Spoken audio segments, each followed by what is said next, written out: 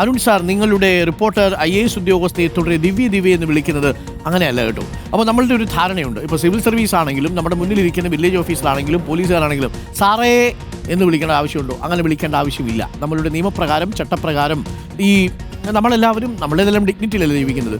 ഒരു മീൻ വിറ്റ് നടക്കുന്നയാളെ നിങ്ങൾ സാറേ എന്ന് വിളിക്കാറുണ്ടോ? എന്താ വിളിക്കാത്തത്? അദ്ദേഹം ചെയ്യുന്ന ഒരു സേവനമല്ലേ ആ അർത്ഥത്തിൽ.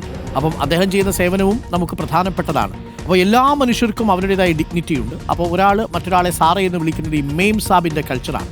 അതൊരു കൊളോണിയൽ ഹാങ് ഓവറാണ്. ആ ഹാങ് ഓവർ നമുക്ക് ആവശ്യമില്ല. അതുകൊണ്ട് നമ്മൾ മനുഷ്യരെ പേരെടുത്ത് വിളിക്കണം. മിസ്റ്റർ പിണറായി വിജയൻ എന്ന് തന്നെ ചീഫ് മിനിസ്റ്റർ വിളിക്കണം. പക്ഷേ അതിൻ്റെ അർത്ഥം നിങ്ങൾ അദ്ദേഹത്തിൻ്റെ പ്രായത്തെ ബഹുമാനിക്കരുത് എന്നല്ല. അല്ലെങ്കിൽ ദിവ്യയെ സയ്യരെ നിങ്ങൾ വിളിക്കുന്ന സമയത്ത് മിസ്സിസ് ദിവ്യ എന്ന് വിളിച്ചുകൊണ്ട് തന്നെ നമുക്ക് പറയാൻ കഴിയണം. അത് അങ്ങനെയാണ് നമ്മൾ സംസാരിക്കുക. നമ്മൾ ഡിഗ്നിറ്റി നിലനിർത്തിക്കൊണ്ട് തന്നെ സംസാരിക്കണം എന്നുള്ളതാണ്. മാത്രവുമല്ല, ഒരു മാധ്യമപ്രവർത്തകൻ ഒരാളെ പേര് വിളിക്കുന്നത് പൊതുസമൂഹത്തിൻ്റെ പ്രതിനിധിയായിട്ടാണ്. നിങ്ങളിൽപ്പെട്ട ഒട്ടേറെ മനുഷ്യരുടെ പ്രതിനിധിയായിട്ടാണ്, നിങ്ങളായിട്ടാണ് വിളിക്കുക.